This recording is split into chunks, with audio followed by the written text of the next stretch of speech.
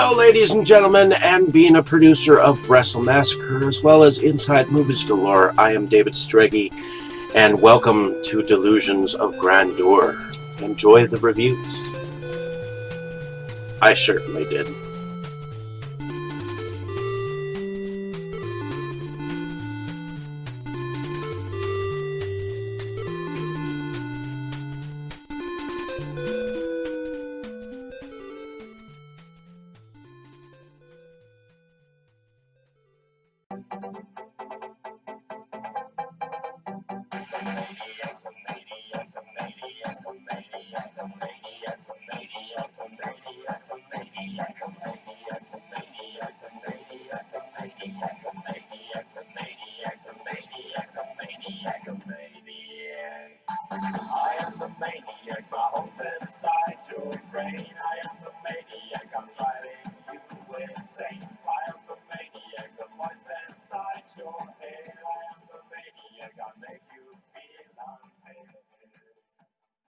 Okay, Dave, that's it. Screw you and your college flunkies.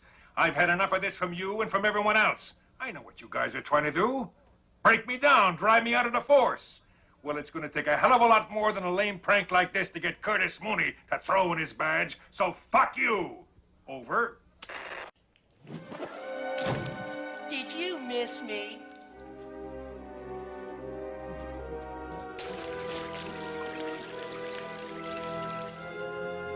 I guess not. Hello, ladies and gentlemen, and welcome back to Delusions of Grandeur. My name is David Streggy, and here I have another review for you, this time of Hellbound Hellraiser II, filmed in 1988. This is the sequel to Hellraiser, which was directed by Clive Barker. This particular one is directed by Tony Randel, and the screenplay is by Peter Atkins. And the beginning of the story begins where the other film ended off. It ended off with Julia Cotton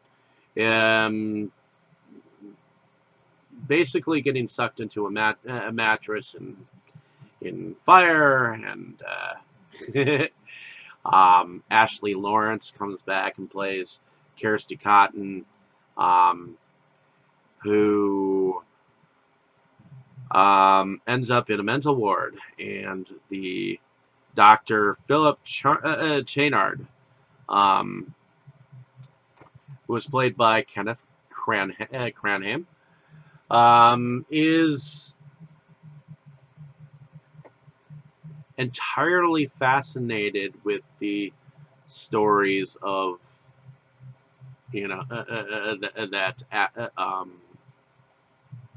that Kirsty came back with, but he's also a collector of items, and it just so happens that he also has a young girl by the name of Tiffany, played by Imogen Boorman, who hasn't been able to speak because her parents were in a terrible accident, but she can solve puzzles. And it just so happens that she is the one who unleashes Pandora's box in this particular film. Uncle Frank Cotton is played by Sean Chapman in here, but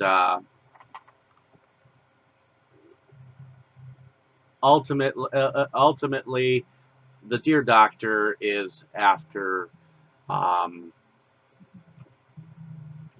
igniting and going into this underworld, and sometimes what you wish for, you have to be careful of. You know the old saying, be careful what you wish for. So he ends up having Tiffany open the puzzle box, which opens up a doorway to the underworld. After he has learned how to bring Julia Cotton back to life by victims of blood. So he ends up using some of his crazies to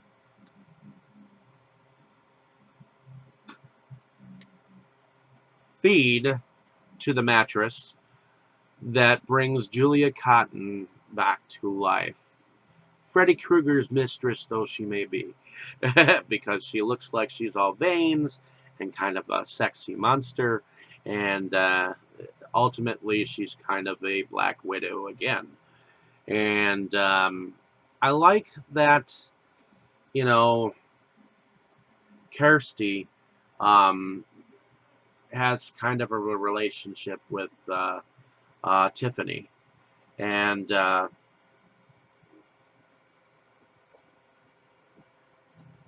the fact that Pinhead still kind of Pinhead, we get to see the story behind Pinhead, the fact that he is still human underneath, and all the Cenobites end up being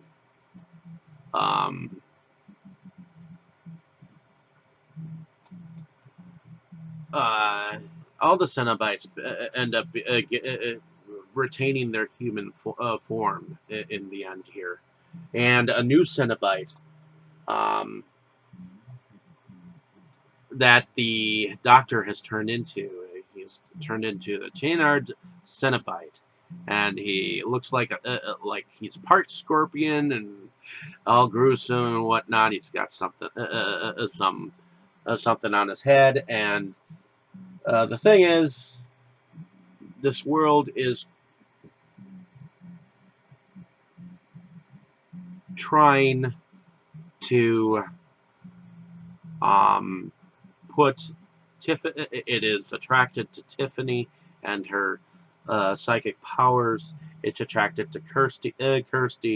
In fact, Uncle Frank tries to seduce Kirsty again into this hellish world, and it's honestly still as gruesome as the first. It may be a little bit more light, a little bit more comedy, and but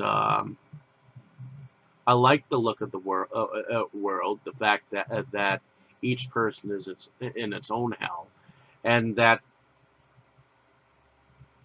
some of the mental patients were acting kind of weird and queer as well throughout the whole entire film. So the fact that hell has opened up in this mental ward is kind of insane. I mean, it's kind of a wacky idea, and you got so many hallways and passageways, and I do like that Kirsty kind of eventually uses the skin of her stepmother to bring Tiffany back from a point of no return. So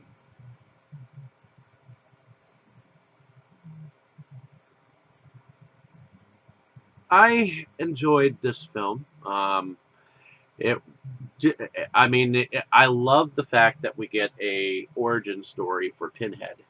The fact that he is just as human as us, and what he kind of looked like underneath all that jazz, and the fact that it kind of was able to be used in the somewhat end so that they could become gateway leaders of this underworld again. So it's like they kind of had to team together, evil to and kill an evil with a stone.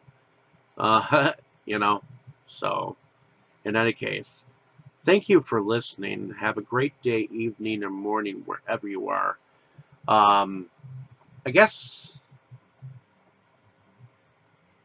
I guess one of my favorite moments in this film is when the doctor starts to bring like all of his. He goes into this like basement of this hospital, and he's got like all these crazy people like locked up. Like they obviously no one wants them. They are the craziest of the crazy, and he figures no one will miss them anyways. So he starts feeding them to Julia, and I guess I like how evil he seems to get, and it's kind of interesting what he turns into. So, um, thank you for listening. Have a great day, evening, or morning, wherever you are. Just enjoy the film for what it is. Um, I, it's definitely a weird series. I mean, I was entertained by it. It definitely has a deeper story line, deeper meaning.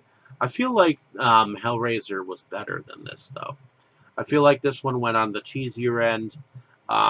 Some of the effects were somewhat cheesy, although you got to see a little bit more of the Cenobite world, so to speak. Some of the chambers that were in some of the hells um, but it was partially Julia's hell. It wasn't that it was that a hell meant for Kirsty or Tiffany. Maybe it might have been a world that was meant for Tiffany, but I don't think that uh, uh, um, the Cenobites realized how much power Tiffany actually had. So, in any case, hopefully you enjoyed my review and check out some of my other stuff that I've gone on about. And vice versa. Thank you. Have a nice day, evening, or morning, wherever you are. Enjoy. You were good, kid, real good. But as long as I'm around, you'll always be second best, see?